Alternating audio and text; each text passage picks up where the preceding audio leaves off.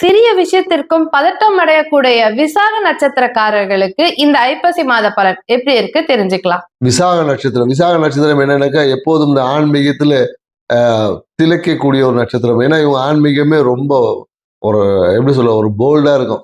பாத்தீங்கன்னா இவங்களுக்கு ஒன்று தனி ஒரு ஸ்பிரிச்சுவல் ஃபார்மேட்டை வச்சிருப்பாங்க.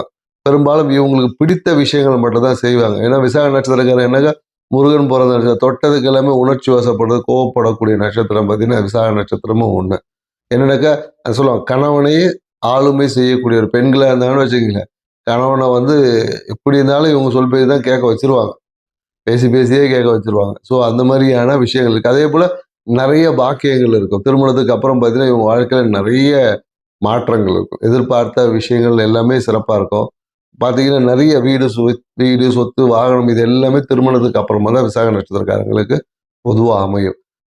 இந்த காலகட்டம், இந்த ஐப்பசி மாதம் விசாக நட்சத்திரம் எப்படி இருக்குன்னு பார்த்தீங்கன்னு வச்சுக்க, ஏற்கனவே நல்ல ஆன்மீகம் வந்து சிறப்பாக இருக்கும். ஒரு குருவை சந்திக்கக்கூடிய ஒரு வாய்ப்பு இருந்திருக்கும். நிறைய பிடித்த ஆன்மீக ஸ்தலங்களுக்கு போயிருப்பாங்க. இந்த இஷ்ட தெய்வ வழிபாடுகளே புதிய இஷ்ட தெய்வ வழிபாடு செஞ்சுப்பாங்க. குருவோட ஆசீர்வாதம் வாங்குறது. நிறைய பேர் பார்த்தீங்கன்னா இந்த பாக்கியமாக இருக்கும். வேலை செய்யக்கூடிய நபராக இருந்ததுன்னா வேலை விஷயமா வெளியூர் போகிறது, ஒரு ட்ரிப்பு போகிறது, இந்த மாதிரியான நிறைய விஷயங்கள், மனம் பிடித்த விஷயங்கள், தான் அடைய வேண்டிய விஷயங்கள்லாம் ஒரு அடைஞ்ச ஒரு திருப்தி என்பது இருக்கும்.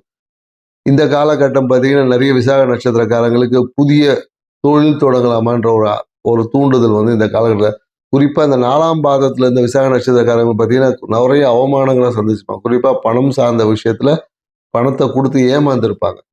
அவங்க எல்லாமே அந்த பணம் இப்போ திருப்பி கைக்கு வரக்கூடிய ஒரு வாய்ப்பு. ஏமாந்த விசாக நட்சத்திரம் 4ஆம் பாதத்தில் இருக்கிறவங்களுக்கு பணத்தை திருப்பி கிடைக்கக்கூடிய ஒரு வாய்ப்பு இருக்குது. இந்த நேரத்தில் நீங்கள் கொடுத்தவங்ககிட்ட கேட்டீங்கன்னா கண்டிப்பாக கிடைக்கும். ட்ரை பண்ணி பாருங்க.